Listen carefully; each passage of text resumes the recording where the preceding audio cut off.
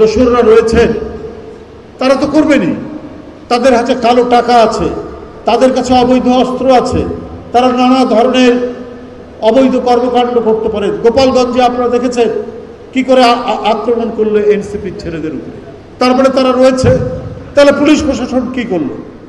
সরকারের বিভিন্ন এজেন্সিগুলো কি করলো? তারা কোথায় আছে, কোন অবস্থায় আছে? আমরা আন্দোলনের সময় সমস্ত মোবাইল টোবাইল ফেলে দিয়ে কোথাও আশ্রয় নিয়েছি, সেইখান থেকে পুলিশ তুলে নিয়ে এসে গ্রেপ্তার করেছে আমাদের নেতাকর্মীদেরকে, আমাদেরকে, এবং অকথ্য নির্যাতন করেছে, জুলুম করেছে।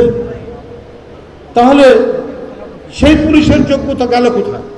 বাঁশঝাড়ের মধ্যে শুয়েছে পুলিশের গ্রেপ্তার থেকে বাঁচার জন্য, সেইখান থেকে ধরে নিয়ে এসছে বিএনপির নেতাকর্মীদেরকে বা আন্দোলনের নেতাকর্মীদেরকে। সচিবালয়ের মধ্যে সবাই ঢুকে পড়ছে, সেখানে ছাত্রলীগের স্লোগান দিচ্ছে। কেন? কারা দায়ী? কেন আগে থেকে প্রশাসন বুঝতে পারেনি যে কোথায় তারা ঘাপটি মেরে আছে, আক্রমণ চালাচ্ছে? এই যে একটা শুরু হয়েছে মব কালচার, মানুষের মধ্যে ভয় আতঙ্ক তৈরি করে রেখেছে মব কালচার। ভাই অপরাধ করলে আইনের হাতে তুলে দেন। একটা মব তৈরি করে উচ্ছৃঙ্খল জনতা সংগঠিত হয়ে ইয়ের উপর আক্রমণ করছে, অপরাধীর উপর আক্রমণ করছে। বিনা বিচারে কাউকে তো অপরাধী প্রমাণ না হওয়া পর্যন্ত তো অপরাধী বলা যাবে না, এটা তো আইনের বিধান। আর যদি দেখেন চাক্ষুষ, তাহলে পুলিশকে খবর দেন, না হলে কেউ তাকে গিয়ে ধরে পুলিশের হাতে দেন। মব তৈরি করে তাকে বেদম পিটানো, এটা তো অপরাধের মধ্যে পড়ে। 5ই আগস্টের পরে এই মব কালচার এত বেশি তীব্র আকার ধারণ করলো কেন? এখানে প্রশাসনিক ব্যবস্থা কোথায়? এটা তো আজকে মানুষ জানতে চায়। এটা তো আজকে মানুষের মধ্যে যে আতঙ্ক তৈরি হয়েছে এই মব কালচারের নামে। কেউ হয়তো বলে দিল একটা নিরীহ ছেলে, এই ছেলেটা চুরি করেছে, হঠাৎ উচ্ছৃঙ্খল জনতা তার উপর আক্রমণ করে তাকে মেরেই ফেলবে। এটা হচ্ছে, প্রায় জায়গায় হচ্ছে। স্বামী স্ত্রী সন্তান সহ হত্যা করা হচ্ছে, প্রতিদিন বিভৎস হত্যার কাহিনী। তো এইটা তো এই অন্তর্বর্তীকালীন সরকারের কাছে মানুষ প্রত্যাশা করে না। মানুষ প্রত্যাশা করে শেখ হাসিনার সেই দুঃশাসন, সেই কালাকানুন, সেই ভয়াবহ অবস্থা, সন্তানকে তার মায়ের কাছ থেকে তুলে নিয়ে গেছে, স্বামীকে তার স্ত্রীর কাছ থেকে তুলে নিয়ে গেছে, অদৃশ্য করে দিয়েছে, গুম করেছে। এখন পর্যন্ত কোনো অদৃশ্য নাই। এই সিলেটের কৃতি সন্তান, এই বৃহত্তর সিলেটের ইলিয়াস আলী, যে এমপি ছিল, যে ছাত্রদলের সাধারণ সম্পাদক ছিল, যে জাতীয় নেতৃত্বের একজন নেতা, আজকে কোথায়, কোন অবস্থায় আছে? তার কোনো হদিস নাই। তার যে মৃত্যুবার্ষিকী পালন করতে পারবে কি পারবে না, সেটারও কোনো আপনার করা যায় না যে সে বেঁচে আছে না মারা গেছে। এরকম আরো অনেকে এই সিলেট থেকে অনেক তরুণকে গুম করা হয়েছে। তো সেই পরিস্থিতি তো এখন তৈরি হতে পারে না। মানুষ অনেকটা শান্তি স্বস্তি পাচ্ছে, কিন্তু এর মধ্যে সামাজিক অনাচার বাড়ছে কেন? কি করছে প্রশাসন? কোন অবস্থায় রয়েছে এই প্রশাসনিক ব্যবস্থা?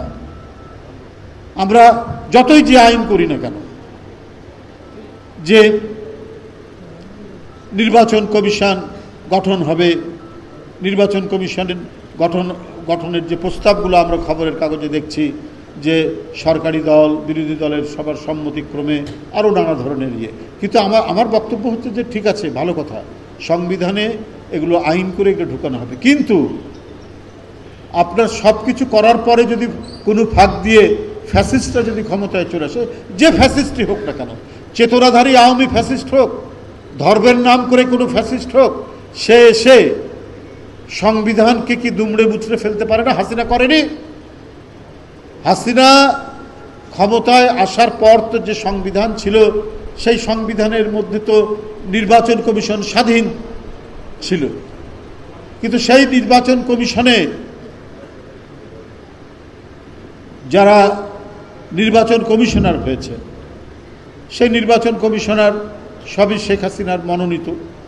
তো সেইখান থেকে পরিবর্তন আনতে চাচ্ছেন, আনেন, বিরোধী দল সরকারি দলের মত থাকবে। তো 2018 সালের আগে শেখ হাসিনা বিরোধী দলের মনোনীত একজন ব্যক্তিকেও নির্বাচন কমিশনে রেখেছিলেন লোক দেখানোর জন্য, কিন্তু 2018 নির্বাচন আমরা কি দেখলাম?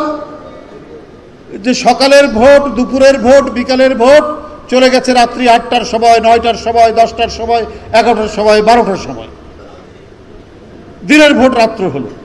অথচ নির্বাচন কমিশনে বিএনপির পক্ষ থেকে মনোনীত একজন ব্যক্তি ছিলেন। তাই যে আইন করবেন সেই আইনের মধ্যে দিয়ে হয়তো উন্নততর ব্যবস্থা হবে, কিন্তু তারপরেও যদি যে সমস্ত ব্যক্তিরা মনোনীত হবেন তাদের মন যদি পরিবর্তন না হয় তাহলে কি করবেন? এটারও তো একটা বিধান থাকতে হবে।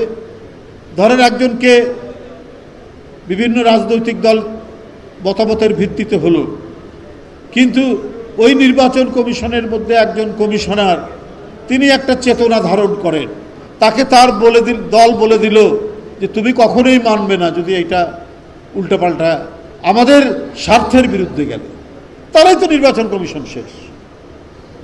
তো সুতরাং খুব সুচিন্তিতভাবে আপনাদেরকে আইন প্রণয়ন করতে হবে এবং সবাইকে সিদ্ধান্তে আসতে হবে। এটা হচ্ছে আবার অভিজ্ঞতা থেকে বললাম।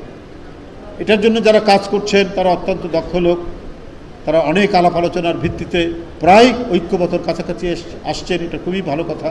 এবং পরবর্তীতেও আইন প্রণয়ন যখন হবে তখন সংবিধানে যখন সংযোজন হবেন তখন আরও বেশি রিফাইন্ড হয়ে সেটা যাবে, জনকল্যাণমুখী এবং একটি অবাধ সুষ্ঠু নির্বাচন নিশ্চিত করার জন্য সংবিধানে যে সমস্ত বিধানগুলি সংযোজিত হবে সেই বিধানের ভিত্তিতে যে নির্বাচন কমিশন হবে সেই নির্বাচন কমিশন অনেক নিরপেক্ষ হবে।